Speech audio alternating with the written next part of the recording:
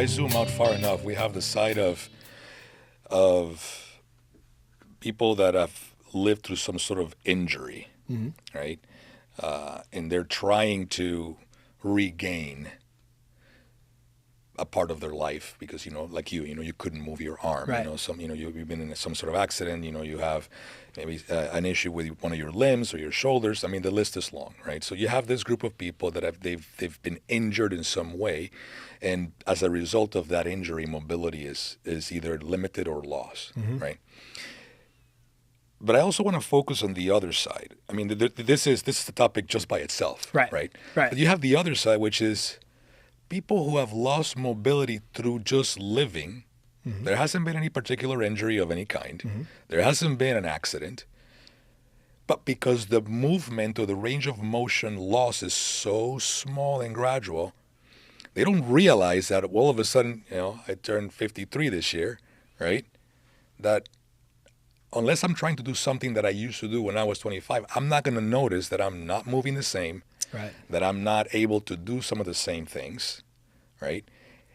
And all of that has a cascading effect of the quality of my life as I move forward, right? Because as you said, and I've seen the papers and they're fascinating. Yes, muscle is not an endocrine organ. It has a huge role in how certain hormones are produced and in what quantities, right? So it's not just about, I'm no longer the athlete I used to be, Right. right? Similar to the gut biome. If you don't have a healthy gut biome, your hormones get completely out of whack, and that influences your mood. Correct. And that influences Mental health. Yeah. mental health and the way you observe the world, right? So I am excited about this because I can finally see science that associates mental health with lean muscle mass 100%. and quality of motion, Right. right? So this topic is very important to me because, yes, there are people out there that need your help because of particular injuries that they may have suffered. But there's a far larger number of people that never went through an injury, but they're part of the mental health epidemic that we see today. Right. And we're running around like crazy, trying to work for a living and trying to provide for our families and trying to live a life that is worth living. And for some of us, that is being hindered because we're not doing the right type of exercises and we're not monitoring our progress on how our range of motions is being either improved or decreased. Right. What are your comments on that? I agree with you wholeheartedly, 100%. So like lean mass is so important to us. In our facility, we literally have a DEXA scanner, which is the most accurate way in the world to measure like how many grams of lean mass you have in every section of your body. So if you're doing the right workouts, your lean mass should be going up, your fat should be going down. Right? Bottom line. Doesn't matter how fancy the equipment is, everything else. If you're loading yourself properly, the lean mass should be going up. But lean mass, in terms of someone that's not injured, I always tell myself, I have two sons. I have a 6-year-old and a 4-year-old. And I say, hey, I want to be water skiing when I'm 80. Right? I want to live long, but I want to live a good long. I want to have a good functional quality of my life.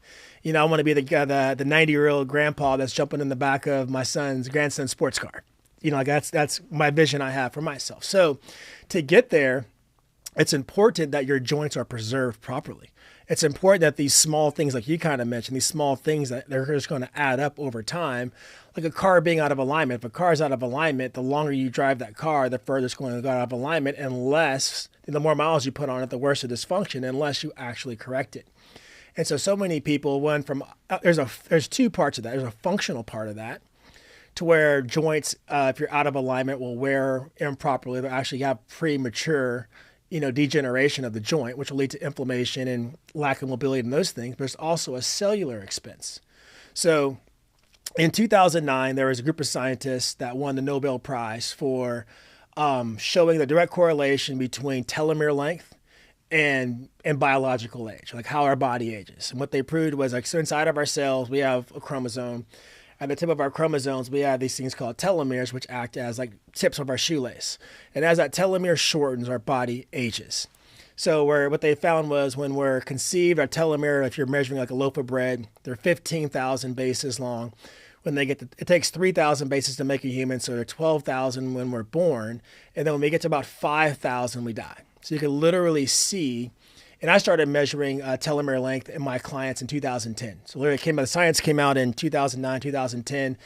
At the time, there were only 2 labs in the world, but I had an affluent clientele that can afford this test. It's more affordable now, but I was running, hundreds of these blood works. And one of the things that science has showed is one of the quickest things that shortens the telomere is cellular duplication, right? So cells having to split. That's why you don't see, when's the last time you've seen an obese old person? Now you don't see it because they burn through their cells prematurely, creating fat cells. So when the time comes to actually have cells to fight disease and for things that are going to happen as we age, they don't have the cellular count. But also when you're talking about irregular wear and tear on a joint, if your joint is misaligned, you're having irregular tear, that's expensive on your cellular count. Because now your body has to go and, bone and joint is hard structure. So there's a ton of cells that have to go to try to resurface that area. And every time a cell splits, a telomere shortens. And another guy, it was 1969 or around that area, named Leonard Hayflick, won the Nobel Prize for proving there's a finite number of times that a cell can actually split. They just don't split forever. It's called the Hayflick limit after Leonard Hayflick. So goal to preserving life, quality of life, I want to be water skiing when I'm 80, but also I want to live longer. And like you said, we mentioned before, slowing the biological aging process of our body. Well, if we can minimize cellular division by having our joints in alignment. When I was measuring telomere length, some of the people that I would see with the shortest telomeres were people that I would see that had a lot of structural trauma. So there was one guy, he was 26 years old. He was a Red Bull Games athlete, and he had, broken bones. He had, he was a bionic man, had plates everywhere. And his telomere score was like 51 at 26, his biological age. But it was because his body was prematurely trying to resurface bone throughout his body. There's an expense to these, I can think of like football players that I've measured. So for me firsthand, seeing on the data, I see firsthand the expense of cellular division when it comes to joints being out of alignment. So what you talked about earlier about, what you did through movement, and we talked through getting the fascia and better alignment for the joints to wear. Obviously we feel better, but from a blood work scientific standpoint, you're actually adding years to the functional quality of life of your body. Fascinating book, The Telomere Effect, Dr. Blackburn, Yes. Elizabeth Blackburn. Yeah. It's fascinating what the research that she shared with us. So let's talk a little bit about how you go about taking care of a new client, because I think that's of extreme importance. Sure. One of the things that I loved about the time I came to see you at the gym is you took the time to observe how I moved. Right. You sat me on a table, you asked me to do a bunch of different things, and now you're taking notes on the fact that I have certain amount of range of motion from one side, and it's limited on the other side, and you go through this whole scan. In my experience, given the fact that I've had a number of injuries, I have metal on me as well, right? I had that, I think I shared with you, I had that spiral fracture. They used to call it the Terrell Owens fracture, right? On my left ankle, and unlike Terrell Owens, who was running at 8 weeks, I was in crutches for 14 because I don't look like him. You weren't Terrell Owens, right? Yeah. Exactly. So I learned that for me to be able to get back into being a person that moves better, my workouts had to first begin with how am I moving without lifting a weight? Right. How am I walking? How am I sitting? How am I laying down? Right? And you went through a number of those things before. In fact, we didn't really do much. We did a lot of isometric type of stuff, but there was no weightlifting, right? We'll get to that eventually. Yeah. But to me, that is essential. Like, no one should be lifting anything. So I'm gonna say this, and you need to tell me if I'm incorrect. But no one should be lifting anything without being properly evaluated as far as what they can do without the stress of the weight. Am I off base here? Yeah, no, you're not. It's knowing what doing the wrong things could be worse than going to the gym at all. Not going to the gym at all. And that was one of the biggest reasons why my wife and I started the studio here in Nona, which is a non-membership base, where it's basically all personal training. We have a medical component, a med spa component to it as well. We actually have a TV show we're shooting for the Golf Channel there as well. But it's when I had my big box gyms, we'd have 2,500 to 3,000 people check in a day, right, that are using the facility. And I would see all these people that were doing things I knew were wrong for their body.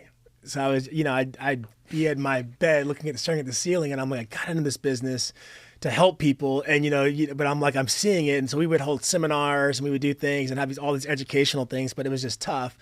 But to your point, yes, one of the most important things you should do, and we won't load anyone until they've gone through our bionetic neuromuscular assessment. Because until I know what range of motion you have, I have no business loading you whatsoever. Like, to give you an example, if I can only raise my arm this high, I have no business being in a machine up here trying to do a press or a pull up here, right? It's just you're going to be working against your body in a negative manner, causing irregular wear and tear, causing dysfunction. You can actually create, let's say irreversible, but darn near irreversible harm, doing exercise the wrong way. I've worked with some of the best bodybuilders in the world that spend a lifetime lifting weights.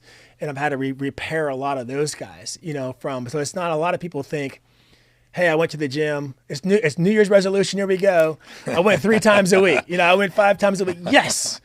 And like for me, the mental part was like, I had people that were paying me every month and they're putting on their clothes, they're taking time away from their kids and their family. And they're putting effort and money and literally taking themselves in an opposite direction of where they need to be for their health. Which is why why at Apex Fit, we have these modalities where I'm looking to scale my business at a high volume and also have a virtual offering to be able to do virtual assessments where people can see, like, before I lift a weight, how do I screen myself? How do I move to know, like, hey, these are going to be things that are going to be good for me. This is my wheelhouse. And these are things that are actually going to be a negative effect. So just speaking at a high level, usually if someone has a lot of neuromuscular dysfunction or we're symptomatic, doing a bunch of compound movements, like doing a lunge with a twist and a turn, is not the best thing. And the reason why when you're doing a big compound movement is what's strong is what's going to show up to the party. What weak is what stays there. So now as we go up in weight, what's strong gets stronger and what weak stays weak, and the imbalance becomes greater. And the dysfunction becomes greater throughout the body. So it's an adverse effect. And then you end up with a muscle spasm and you have no idea why. Yes. Right? And now we're on painkillers and exactly. we're on Google Doc and the whole nine. And now you're opened up Pandora's box. Yeah. Yeah. Well, Randall, unfortunately, we're out of time. I knew this was going to happen. So we're going to have to do this again. In fact, I am eager to get started with you and then come back 6 months. Yeah. You make me look like a stud. Yeah. It may not take that long if we get after it. Yeah. But I want you to leave the audience with, because again, I'm very passionate about obviously helping. I know people that need the help because of really bad injuries. Right. Right. And obviously we want to, there's new science and there's new things that they can do that maybe they don't have access to. So I want, that is obviously something that we want to push and hopefully, the audience will forward this to some of those folks so they can come see you at some point. But I'm also passionate about this other side that we just discussed, Sure. which is you never had an injury. We're all aging and we're all adopting. Unfortunately, we tend to adopt bad habits a lot easier than good habits. Right? And bad habits in motion or lack thereof end up with a cascaded effect. So leave us with 3 things people can do today at home to improve this process that we've discussed today. The first thing I would say is you need to, especially as we age, muscle is the only organ in our body that decreases as we age in size, right? It's the only muscle too, or it's the only organ that we can actually increase in size. So I would say strength training. When you get to the gym, get into the machines, get load on your body, and use a rule of thumb. If it hurts, don't do that. Don't do it for whatever reason. Even if you saw someone on Instagram doing it, don't do it. And you can just kind of look and see what range of motion you have, and in terms of work 30 degrees outside of your limitation. So if I go and lift my arm this high, bring your arm down here, and we're working our arm all the way. Just kind of a general rule of thumb. But loading is one of the things that we just have to do as we get older, especially when it comes to keeping our bones strong. We've done some revolutionary things, bringing people out of osteoporosis in less than 12 sessions and those things at Apex.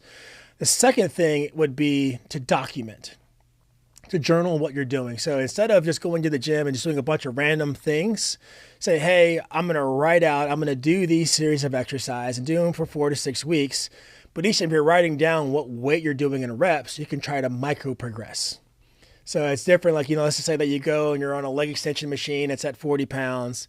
And then 6 weeks later, you're still at 40 pounds. Well, guess what? There's not going to be any structural change. So you're wasting your time. So you want to be able to look at apples to apples on the workouts that you're building. And the third thing that I would see, and this is a big part that we didn't get into today, could be a further conversation, was just getting their blood work done. And I've been doing blood work for, decades now. But there's just things that I've seen, being able to having big box clubs. And sometimes it could be something small. Someone could be low in vitamin D. Someone could be low in some simple things in their body that have massive effects. That why they can't, have mental health issues. It could lead to, muscle gain, all these different deals. We've actually had several people we've saved their lives. We've had people come in that didn't know that they had leukemia, that weren't symptomatic. They were able to catch it and go on a remission before that. But I think if you're over the age of 30, at least once a year, I do mine quarterly. Just I like to know what's going on. We do in-house blood work, so it's easy for me to do that. But, just have the blood work is there is no, it's a tell-all. How healthy are you? What's health? Let's look at your blood work and see. And you're not going to feel certain things. And the time to get ahead of things is before you're symptomatic, and checking your blood work will allow you to do that. Well, Randall, we definitely have to have a follow-up conversation. Thank you for being here. I'm grateful that you're here. Definitely going to take advantage of your services. Yeah, thanks for having me.